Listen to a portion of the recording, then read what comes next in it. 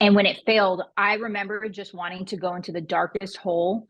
And then there was this one moment that I was like, no one's going to save me from this. Everybody, it's your host, Amber here, MLM strategist and entrepreneur who has worked with thousands of network marketers and influencers and entrepreneurs in your space, helping to brand them, systemize them, and grow their downline on a global level. Creative director with AK Social House and your host of the Behind Her Boom podcast, providing you with proven, simple, and actionable steps to build your authority and your brand so you can stand out from those sideline sisters. Inspiring you with our special guest to think big and grow to 7 figures and beyond. Let's go. Hey everybody, it's your host Amber on Behind Her Boom podcast, coming to you today with a beautiful guest who is an artist with Seint Makeup. Her name is Haley RiAnne. I'm super excited to get in and start diving in on how she does things, because I think a lot of leaders, mentors, coaches out there, they all do their thing differently. So we are going to get into those topics as well. At first, I want to just kind of introduce you to Haley and why she actually, her account out of the millions of accounts out there, has really sparked my interest. And it was more in the lines of IVF and the sort of the journey of infertility that she's going on, and that journey that I have gone on as well. So, and that's really what kind of led you to Seint, because it was more of, at that opportunity, it was more of like what can I do to just distract myself, basically, right? Yes. So welcome, Haley. Welcome to the show. Thank you so much for having me. I really appreciate it. Yes, absolutely. So you joined Seint a couple of years ago, back in 2021. So at that time, I had read your bio that you had sent over, and it looks like you guys were going through some IVF, wanting to do some treatments. I know there's a lot of moms that watch and listen to this show, and a lot that do follow that IVF journey, because I've talked about it a lot as well. So how did you end up in Seint while going through all of this? And tell me a little bit about Haley's world. So, okay, so kind of bringing it back to the beginning, I actually to kind of go back to like what started my whole infertility journey was, I ended up getting pregnant, and funny enough, it was a week apart from my twin sister. And so we were like just so excited. Like, I was not expecting it. It was just crazy. But unfortunately, my pregnancy turned out to be ectopic, and I was rushed into an emergency surgery. And that's where I got diagnosed with a condition called endometriosis. And it just started a whole cascade of things. You know, I had multiple like medicated cycles that I did with a fertility doctor. I did surgeries, all this stuff. And then finally we landed on deciding IVF would be the chance that we needed to take. You know, at that point we thought for sure, like, because when you're in the journey, you don't know as much until you're through it, you know? So for us, we thought IVF was just that thing we didn't know if we wanted to do, but it was for sure the way we were going to have a baby, right? Well, sadly, that didn't end up working. Our entire cycle failed. But right before I started IVF, I've never really even been into makeup, which is funny that I sell makeup now, but I basically was like, I just want to treat myself to something. And funny enough, I was always searching around for like, all makeup used to look weird on me, and it always looked like too orange or too pink and all this stuff. And so I was like, oh wait, I was watching the Kardashian show, and I was like seeing how they like to use creams. And so I just started searching cream makeup in social media, like in Instagram. And I found this girl, her name was Monica Murphy. She's a Canadian Seint artist. And I just loved that she was playing around with the makeup and just always showing these cool ways to use it. And it was all customizable. So it just like caught my eye. And I'm like, I'm going to treat myself to some makeup. About to start IVF. And I saw she was making it a business. I had no desire to make it a business, but I was like, you never know. I mean, IVF is going to cost a lot of money. Maybe it could turn into something. I don't know. But I just wanted to try the makeup at first. So I tried it. This is before we started IVF. To be honest with you, I didn't even really like the makeup when I first tried it, because it was totally different than any other kind of makeup I'd ever used. So I was like, Feels like but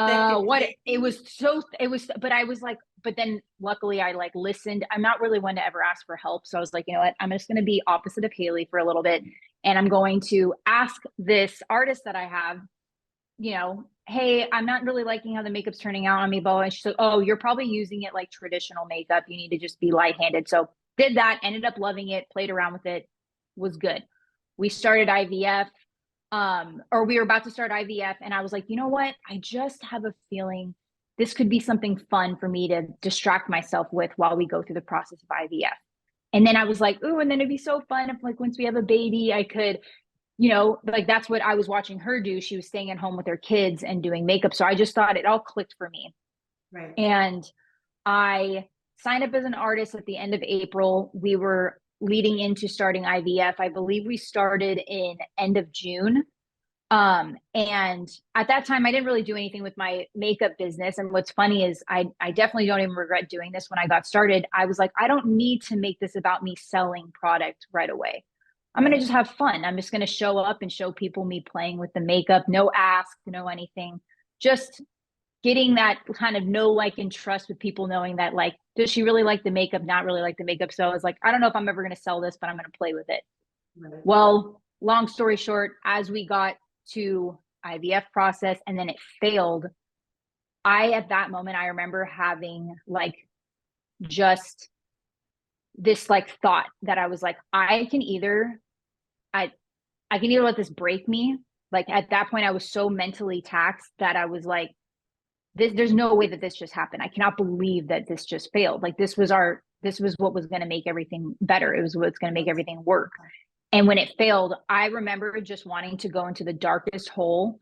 And then there was this one moment that I was like, no one's going to save me from this. Like, I already know I don't trust anyone to like, I've been to so many therapy sessions and all this stuff. Like, no one's going to save me out of this. So I have to make the choice right now to try and turn this pain into like a purpose, if you will. And so I was like, that's it. I don't have the answers right now, but I am going to just be in this painful spot, but I'm also going to have fun playing with makeup. It's so simple. Before I did that, I was a personal trainer. In my opinion, that was a very stressful job because I had other people's like health and all this stuff in my hands. And with in my opinion, the negative I saw with what was going on social media with the health and fitness of just, telling people to, diet until they were, this thin, and then like people having all these issues and stuff. I was like, I have to take a sense of responsibility. With makeup, I was like, if you don't like it, you return it. Like there was there was like worst that can happen. And so I was like, makeup just felt like something that was very fun. And so along that process, and ever since then, we still aren't pregnant. We're possibly looking, I've had multiple surgeries since then. I've had multiple other diagnoses since then, but now we're in the process of possibly doing another round of IVF. And I can honestly say my business of Seint and playing with makeup and connecting with other women, more than just I connect with other women that don't even buy makeup from me. It's just, they love that they get to see me turn my pain into a purpose. That has made me just have such a fulfilled life I never knew I could have. Like, it's almost like I would never wish infertility on anyone, but I'm so grateful that this process has allowed me to become a version of myself I probably never would have been had I not had, because it's like a healthy distraction. It's not a distraction that's putting you into a space of tapping out from yourself. It's almost a distraction that's helping you give more to yourself. I'm giving, it's not just about the finances, but I'm not even ashamed of that. I flat out say, I'm like, this makeup money can really feed my fertility, because I'm like, fertility stuff ain't cheap. All the surgeries I have to have for my medical stuff. So it's like, I feel like I never connected with, on social media, seeing people try to hide what they really wanted. You know what I mean? Like, trying to convince people like, oh, hey, I don't really want I just want to make money to make the world a better place. And it's like, I'm not saying that that's wrong either, but you can also be very honest that like, dude, medical bills are piling up.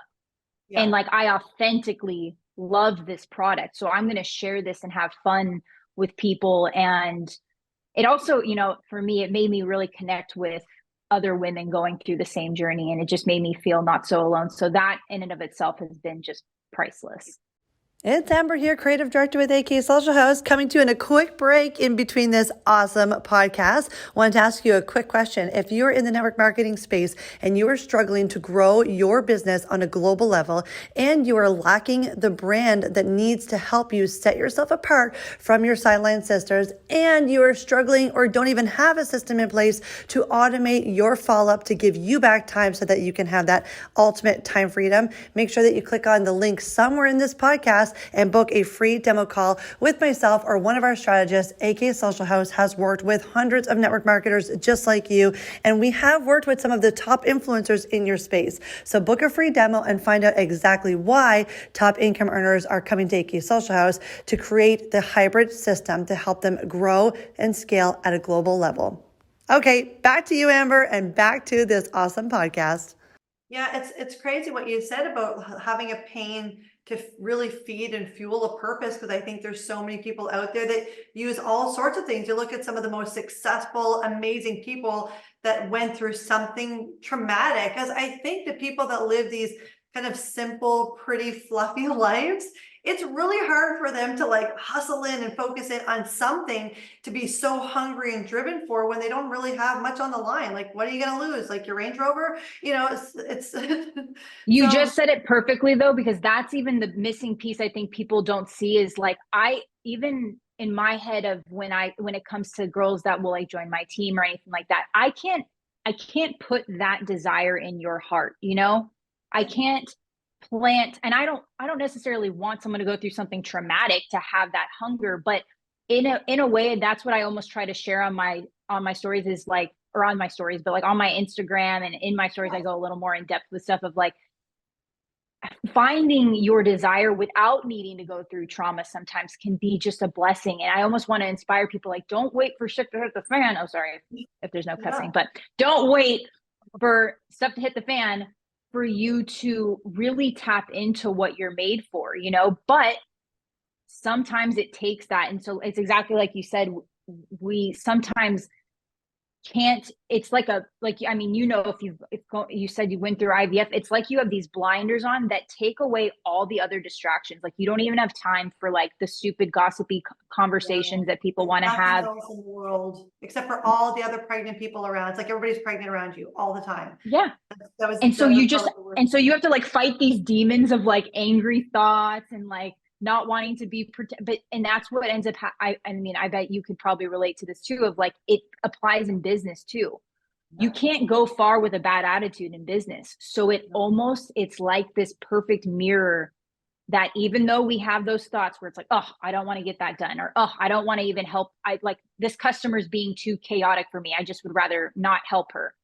You then think to yourself, but is that really how I want to move? Like, I actually want to lean into the hard things and find ways that I can make these things simpler in the long run. And it's not easy in the beginning. And that's what I try and remind myself of with this fertility journey. I just believe so wholeheartedly that our baby is in the near future, but right now it's hard and I can choose to throw a fit. And some days I do, but, but I also want to be mindful to remember that I did choose to have a good attitude through most of it. And I also think it's hard too, if somebody hasn't gone through it and then they try to give you the advice to say, you're like, oh, it's, you know, it's coming. I'm like, oh, you can't, I couldn't even have conversations with my family members, but I could have the conversations with the other girls in the IVF With clinics, yes. you know, because they were going through the same thing. I remember when I did mine, it was the same. I had this unexplained infertility. So I just thought it was stress. I'm like, let's book a trip. We'll go to Thailand and we'll get pregnant there. We'll just have sex everywhere. Yeah.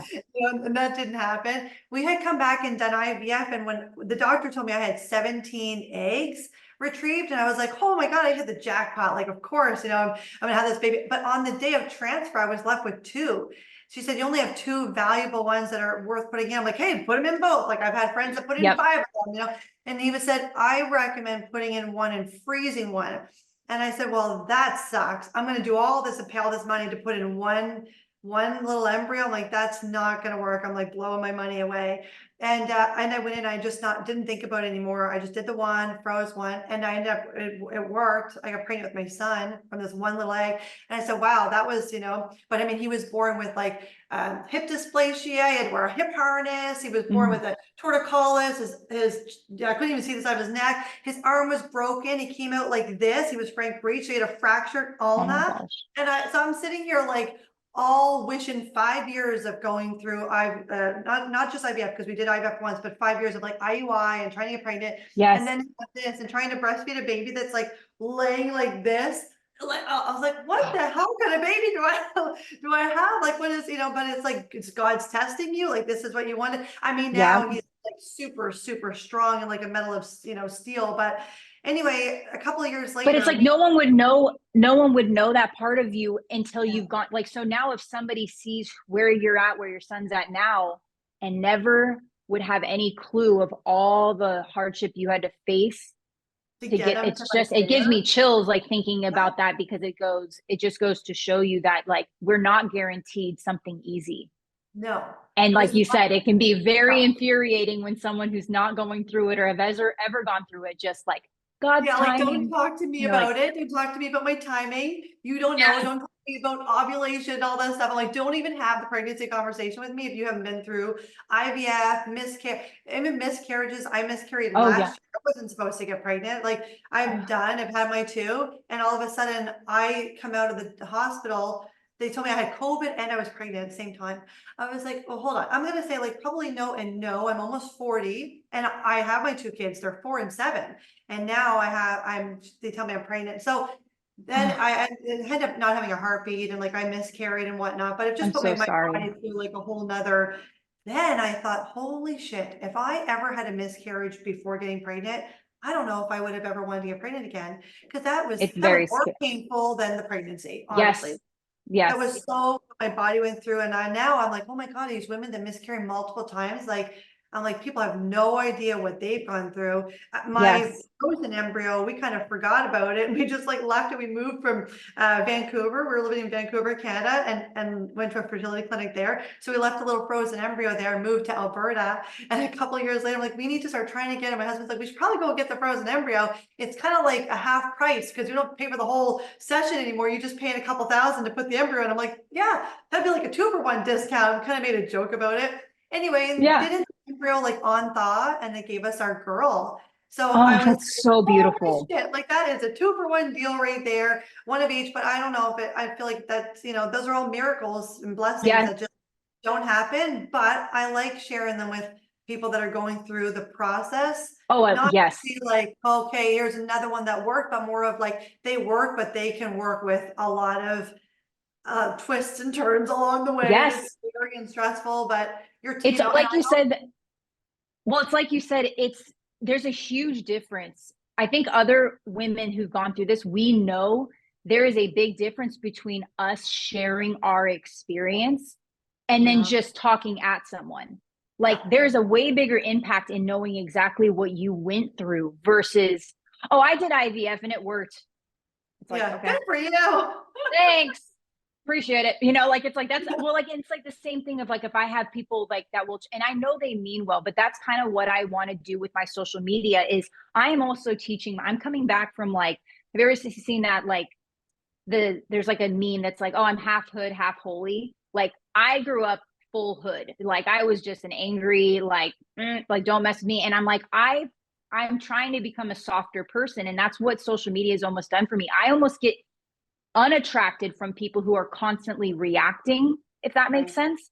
Yeah. So even though it is valid and justified to react, I'm trying to find a way to go, no, that was an ignorant statement on your part, but let me show you how you, and because I've actually had women who have told me, oh my gosh, from your funny reels of you saying like, don't say just adopt and all that stuff. They're like, you actually taught, like I've said that just to try and be comforting, but I get now by watching your reel and like you doing it in a humorous way, how that's so like not what you should say to someone. And I'm like, oh, I'm glad that taught you something. And because that's all we can do. And then you know what? There are those other people who are like, try to make it about them. And we just don't have, that's one thing I can say infertility has taught me. I don't have time to waste on the energy of others that just want to be negative and mean. And it just doesn't fill me up. And like I said, when I start to feel old hood Haley coming back, I'm like, oh no, they document too many things on social media now. I can't be that person anymore. Like, it's like that's why almost being on social media is a good thing. Cause it's like,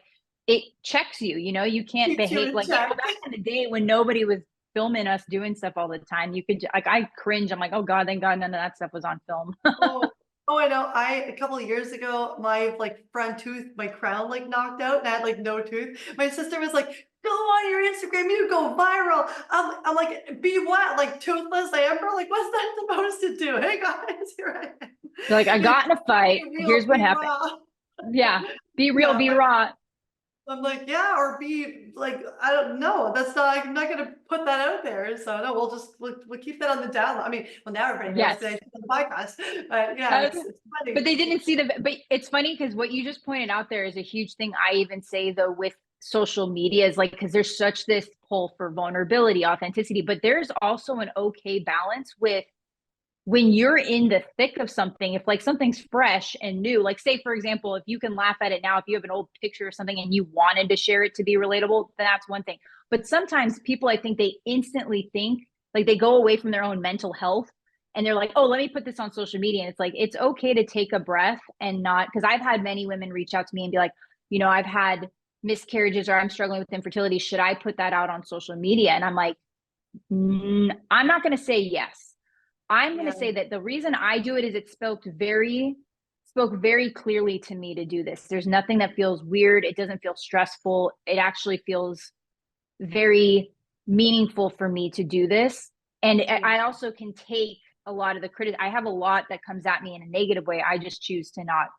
But I don't advise people doing it to try and get, what I mean? Try to get a reaction. You don't. Yeah, we don't need to create behind it. Exactly. I want to share it, but I also am trying to help other women going through it. I'm not just sharing it so that I get sympathy, if that makes sense, because that can end up draining you. And in our day and age of trying to make businesses on social media, it's very important that, especially if we're trying to teach a younger generation of women, don't do stuff for attention. Yeah. You are your brand.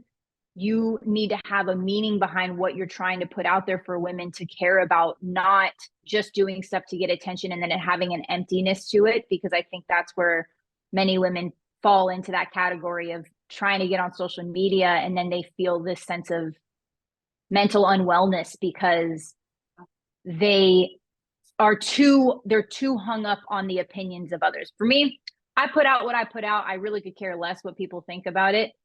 But I do know that I have a mission to be of help to others as well with it. Who you want to serve, what your purpose is out there. I put out a lot of content about that too, of just being authentic, being you, going all out. But at the same time, I've seen some women, or they'll go and be themselves, go all out, but in their pajamas or whatnot.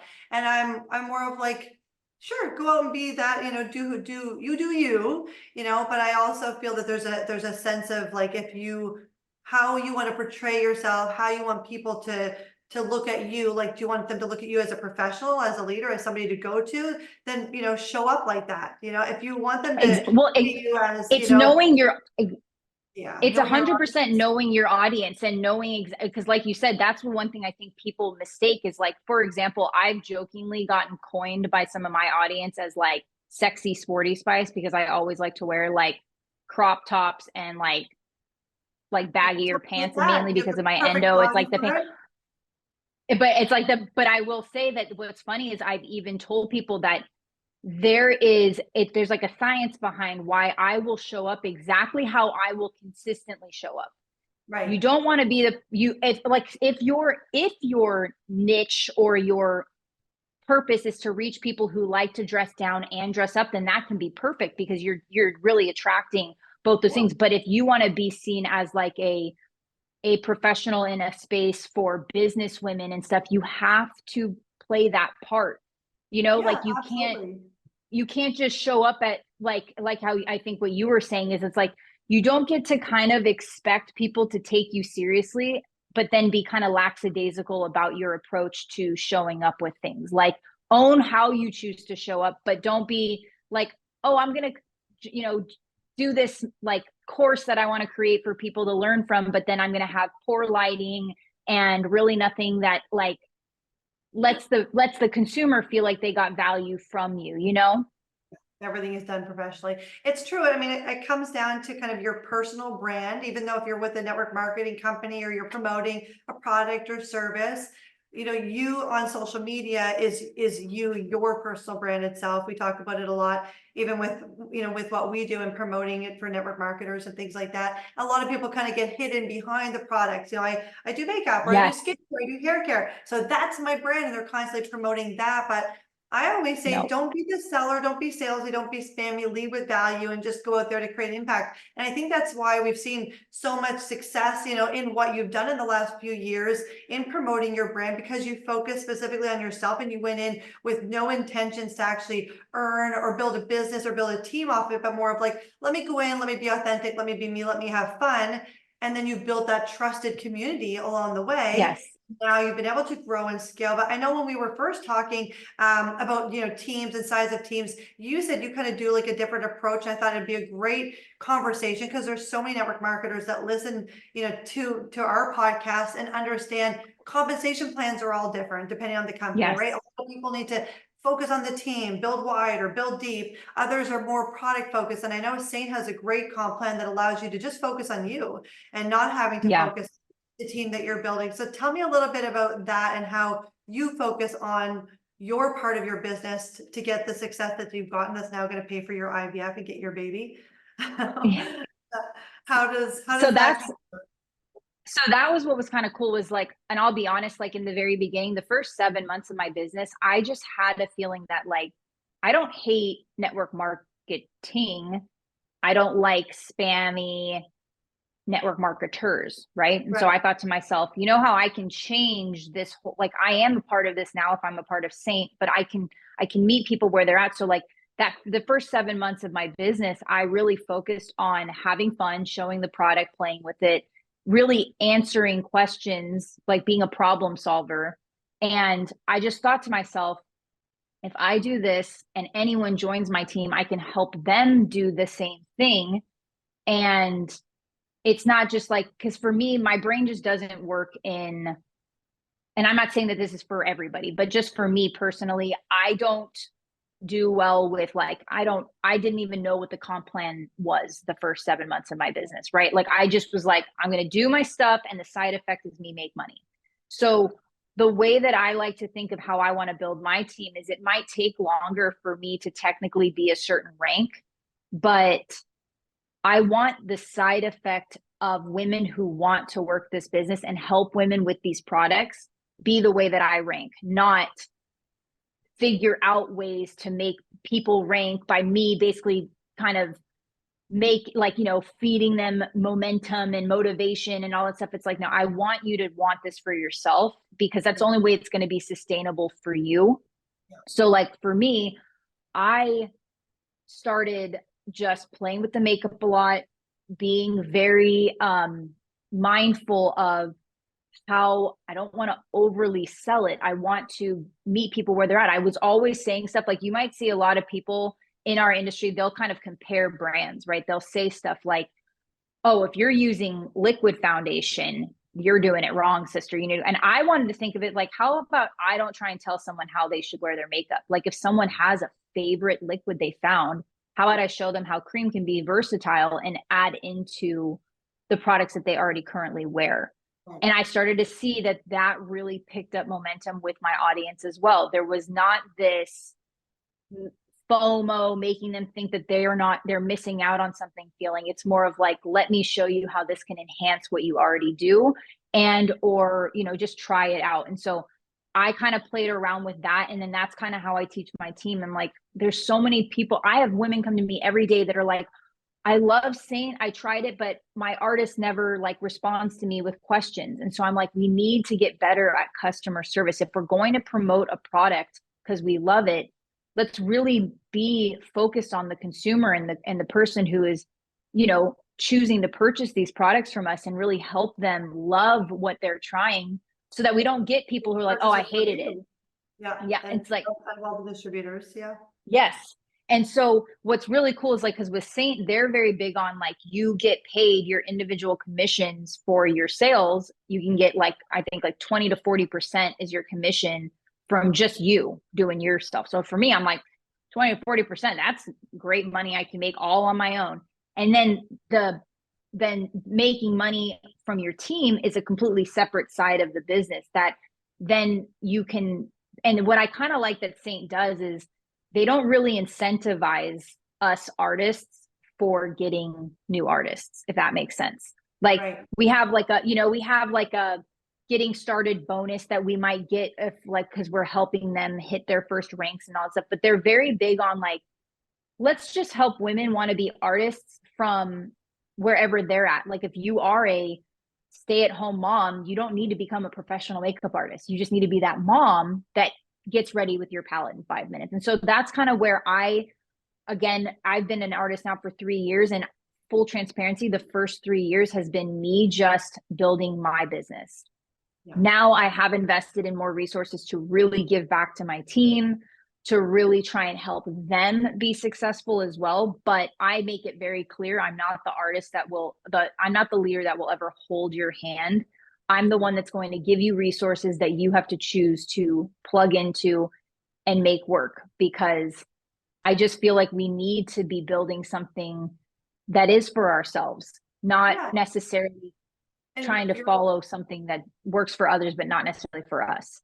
Exactly. And you're also not like, a lot of people will join it and then they're still waiting for that employer-employee kind of mindset of like, tell me what to do.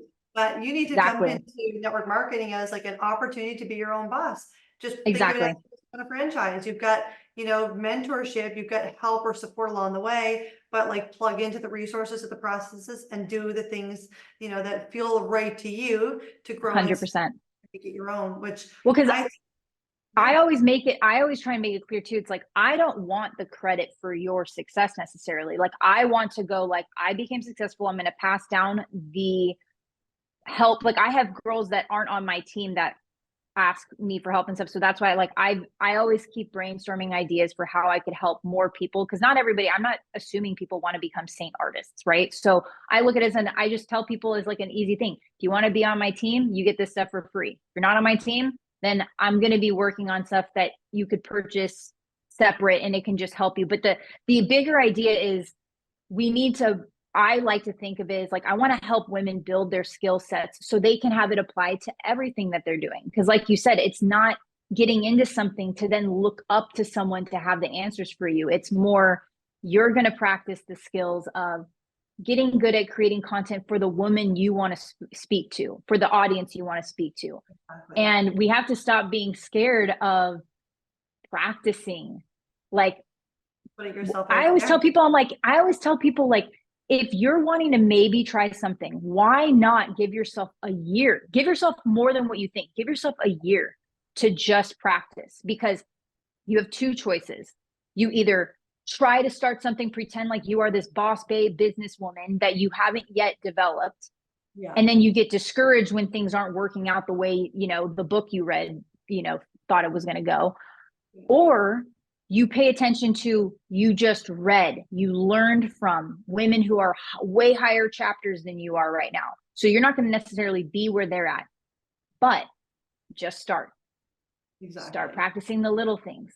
Start practicing the filming. Because like that's right now I'm actually working on like a course that goes from like trying to help women go from like consumer to creator. And what's funny is I'm having a hard time not trying to put too many complex things in, because I'm like, I never needed any of that. The first year of my business was literally like, let's put the littlest amount of fat on this as possible. Like, I don't need all the makeup. I don't need to go out to Sephora and try and buy extra makeup to get attention. No, I need one palette of makeup that I like, and I need to practice putting that on over and over and showing people how to actually use it. So repetition. You just mentioned about a course. Tell me what is happening with this. Do we have a launch date? What can people expect? How can they get access? Or do they get on a list somewhere? What's happening over there in Haley's world? So I developed, okay, so I put it out there that I wanted to see if anyone would be interested in this, and I got way more people than I thought that were showing interest. So I am in the process right now of building it. I don't have a launch date yet, but I'm hoping we're actually in the process of potentially buying a house. So lots of stuff has happened really closely. So I don't have an exact date, but I am in the development of it right now. And basically it's called, I don't even know if this is what the end name is going to be called, but the idea behind it is helping women go from being a consumer to a creator. And it's going to be like the basics of basics. Like it's going to just help someone, and not only the technical stuff of how to just film on your phone or any of that stuff, but getting in the mindset of what you need to do from going from that person who gets on Instagram to just scroll other people's stuff, and instead going and creating things that you could share for others to learn from and stuff like that. So, right now, kind of in the process of building all of that out. But if anybody does want information on that, I have basically, there's no info to get yet, but there is a list you can get added to. So if you want, you can, I have a number that I can give out here that people can text a word to, or you can just go to my Instagram. It's at Haley.RiAnne. And you just DM me the word course, and it should automatically send you info to like go and fill out a form. And I basically have people on that back end that I will then go and send out the information as things kind of warm up. And I want to start giving like maybe freebies out to get like a checklist going for people of like, hey, if you're not sure if this is for you, because I also don't want people to like, it's going to be a very low price item too, but it's like, I want people to get in the excitement of it, of like, hey, do you have a phone? Do you have something that you're interested in learning how to, share with people and like all that kind of stuff? So that's kind of what we have going on for that right now. I think that's fantastic, especially for so many people that like go look at your algorithms right now. And if they're looking at like cats, and mine's kind of filled with golden doodles right now because I like wanted a golden doodle for the family, and then I screenshot, I'm like, oh my God, I'm like messing with my algorithm. I stopped looking at these damn dogs. They're everywhere on Instagram. But look at your Instagram algorithm, look at your feed. And if it's not being fueled with things that are going to help you move the needle forward, then Haley's right. That means you are being a consumer. You're not being a creator. And I think this can be fantastic, especially just those stepping stones into what you can do to start creating and having an impact. Because the more you can put yourself out there, and it's a hard game to play, going live, even I feel like it's harder to go live when nobody's watching versus a bunch of people watching, so all 100%.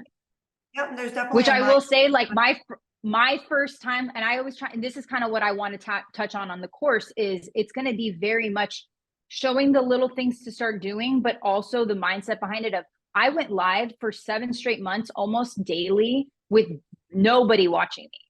And so a lot of times people I always tell people, if you can't take care of things now when you don't have anybody paying attention to what you're doing, you're really going to hate life so don't be scared to have the success too quickly. You want to be good at what you do before you have others asking you to do stuff for them. So I always looked at it as like, I am just practicing building my customer service up. I want to practice knowing how to talk about the makeup. I want to practice knowing how to easily send someone a link if they need it. I didn't know how to, all those little things feel so overwhelming. So I'm like, let me just practice this.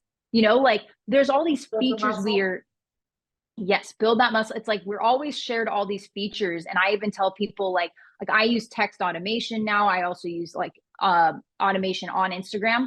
I didn't start with any of that though, right? Because I didn't know how to speak to a customer yet. So now my automations, I even say in some of my automations, hey, this is an automation, because I'm like, I don't need to pretend like it's not me.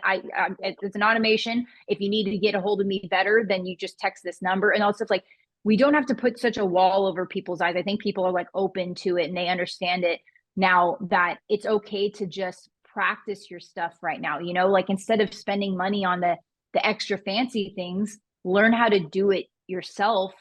And then, because I love delegation. Delegation is my favorite thing now, but sometimes I think we rush to do that before we've really built our own muscles to know how to I always think of the idea too of I always think of the analogy of visually thinking how you are first learning how to build your own house. You're first learning how to pick up the stones and put them in place and build a foundation.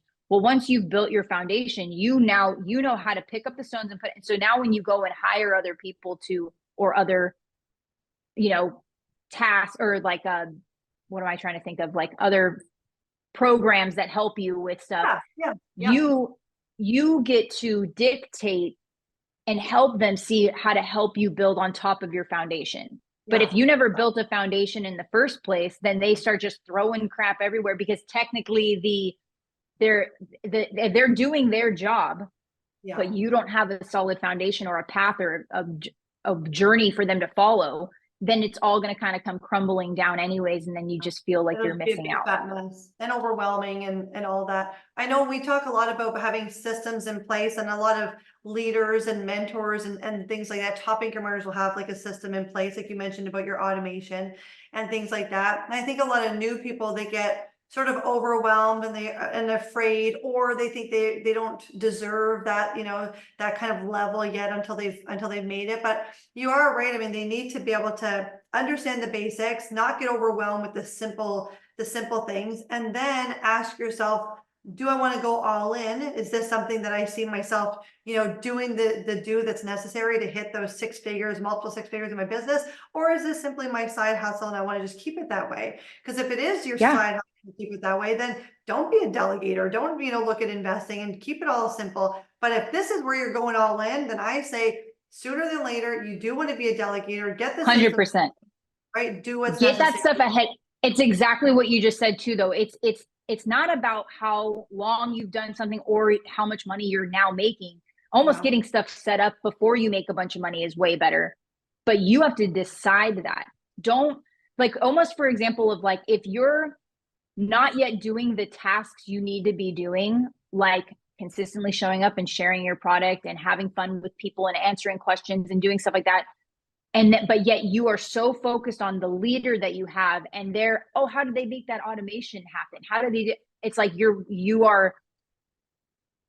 making yourself busy instead of productive. You're basically choosing to focus on these external things rather than building your internal value that really is your superpower. Because if all these automations go to crap, if something happens, do you have the skill set to make stuff still happen? Do you know what you're doing? And so, like you said, it almost is a better thing to have these kinds of systems and stuff in place once you decide we're doing this. But that doesn't mean, like, I have so many systems, but I'm always racking my brain. And you're showing up. You can't let the systems, that's another thing too. If they set up a system or a website or an automation, then they think, okay, I'm going to turn my business on. I'm just going to, like, you know, hit the beach. You need to show up. Like you need, this is your time, if anything, to fuel your business, is allow the systems to fuel it, but you got to show up consistently so that you can add that fuel to the fire that you're building. Exactly. That's what, you know, really helps you. That's even the idea of what I want to do with that course, as well as like give people the idea of like, you know, you can enjoy, there's stress with everything. There's stress even when you are supposedly having vacations, right? We need to stop giving this narrative that working hard is somehow a bad thing. In my opinion, what's almost wrong for especially women that want to do these things and that want to, like, that enjoy putting out their creativity and enjoy building something for themselves, let's stop shaming them into thinking that they need to have it look a certain way. What more importantly, we need to give ourselves permissions that when we need a break, we take a break. And when we want to work hard, we work hard. Not, oh my gosh, like if you're going to be hustling and stuff. I feel like I don't have anything against hustle. Like, I think it's the way some people, it's the way people describe it. Hustling in the sense of doing a bunch of stuff without any direction.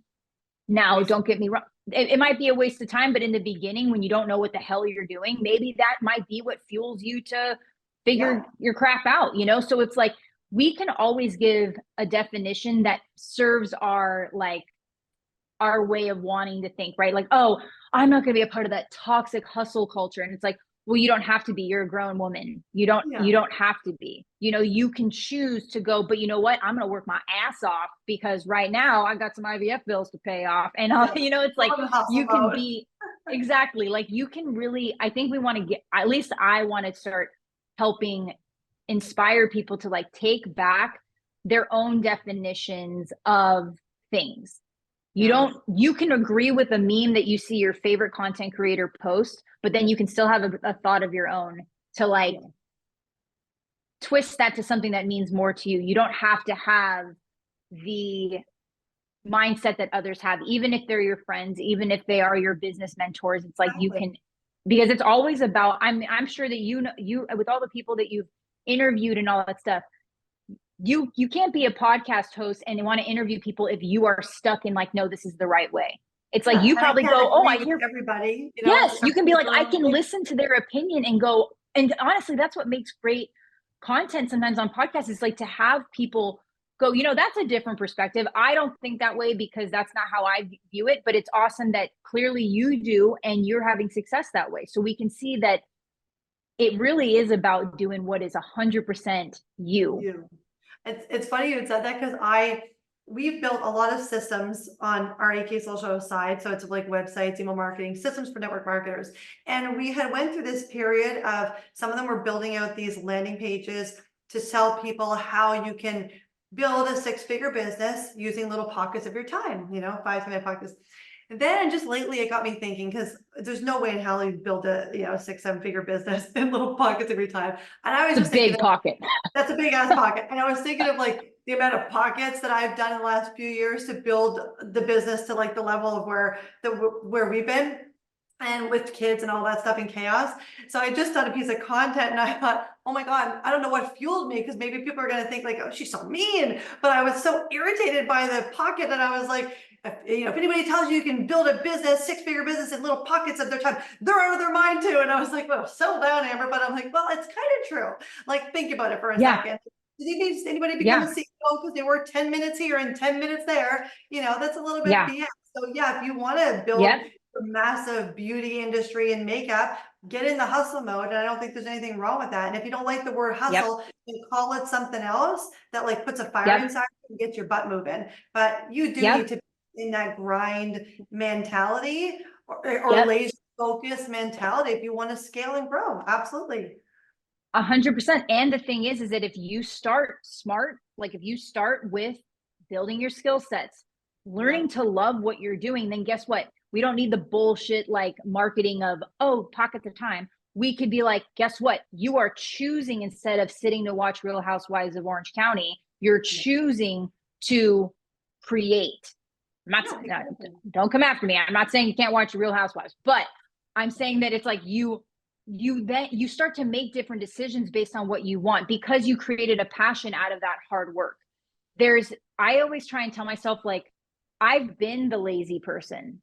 And I remember how depressing that felt.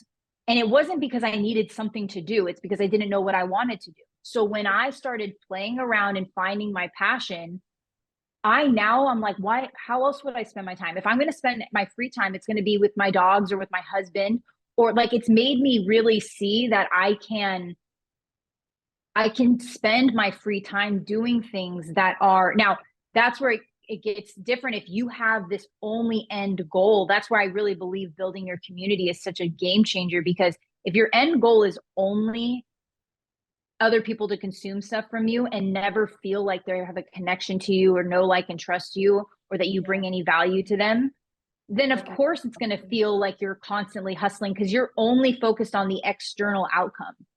You're not focused on the fact that that lady just told you, wow, I'm really grateful that you shared that on your podcast, because it really made a difference in my life.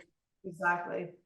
Because if you're only thinking like, how do I check off the boxes of, make sure that she buys my course, like, then it's like, well, then your only eye for success is how many emails did I get that my course sold, rather than, I don't really care. Like, I've said this to girls on my team before, of like, there was way more people thanking me for my tutorials before they ever bought from me. I had people that were like, oh my gosh, I've been following you for 7 months, and finally you've convinced me that I'm going to buy, right?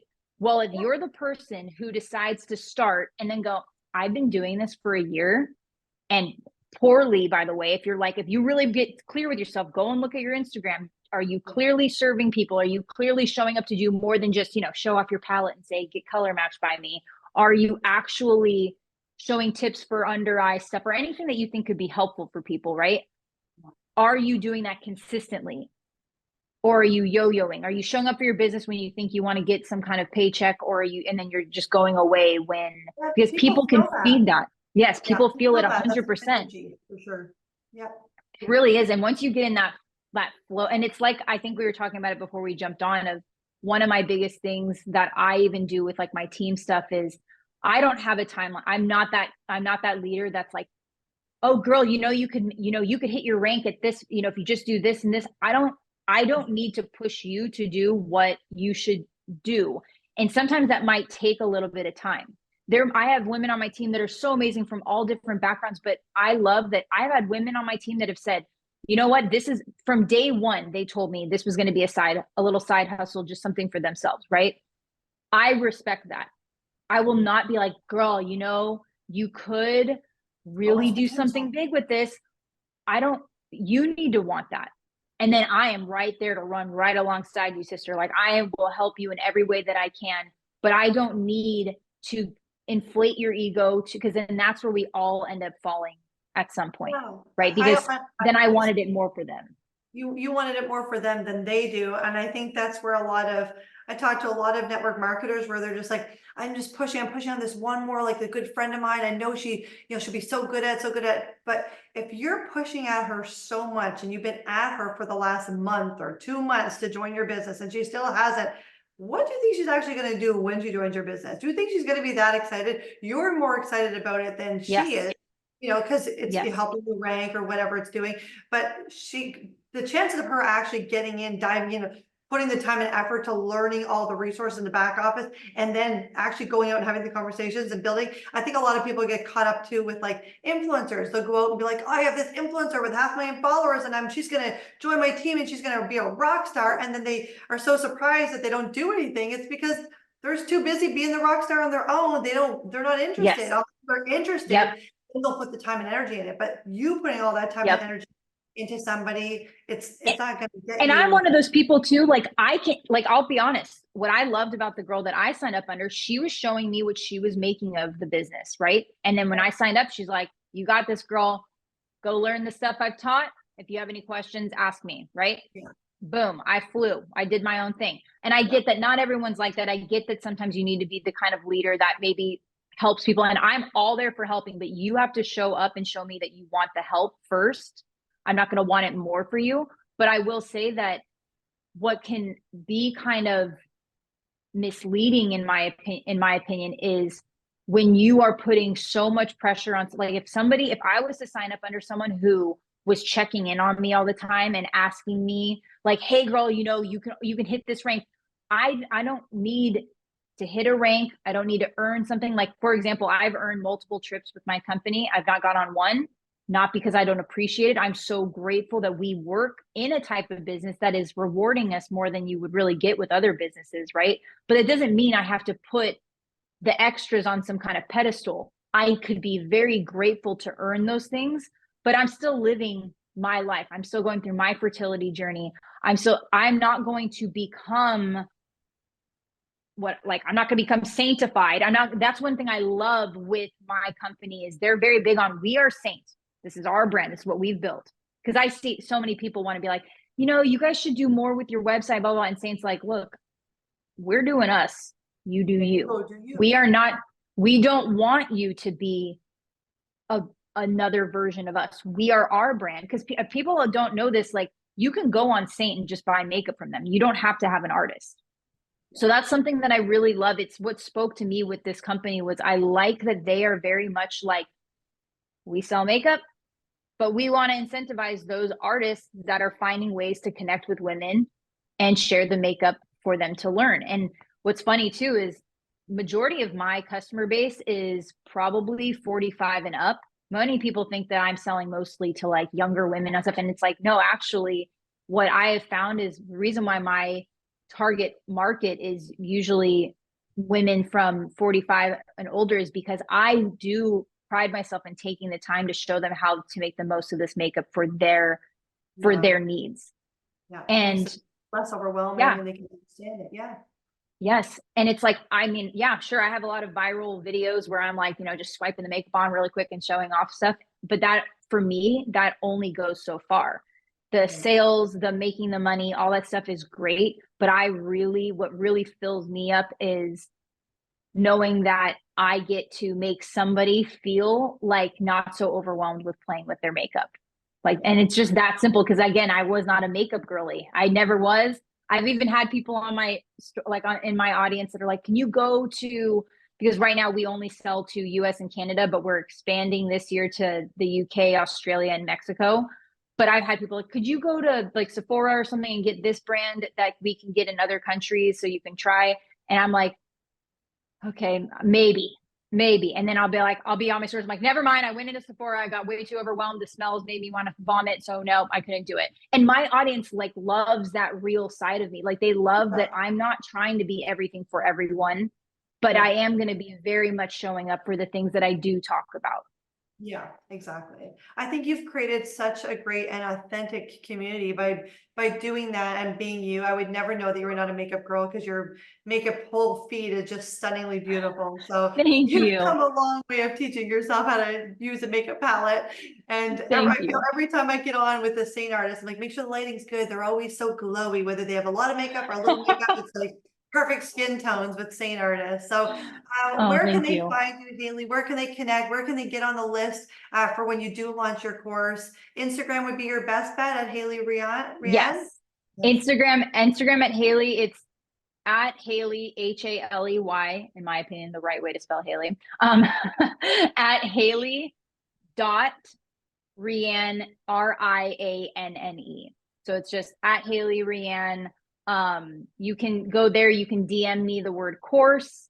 You can, I have a lot of stuff all over my feed and stuff, but I also have in my bio, there's like a number that I have that goes to my text service. So if anything you heard while we were chatting and stuff, like you want to just like personally message, sometimes Instagram, like I try my best to get back to DMs, but they're always like they always go missing or something. Because I also have a lot of automations for my looks, so every time someone asks for that automation, it bumps people from my inbox down.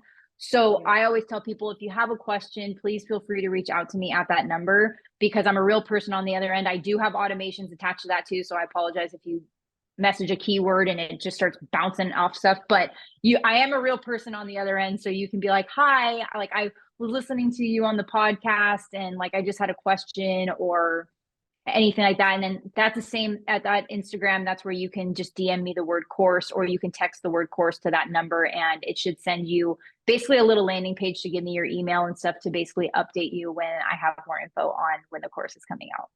That is super exciting, Haley. Well, Thank I had you. a blast chatting with you, and I can't Me wait to too.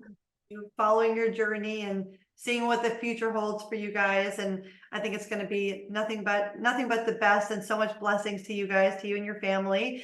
Thank you. Thank you guys for listening in. This is your host, Amber, on another episode of Behind Her Boom podcast. We will see you on another show. Bye.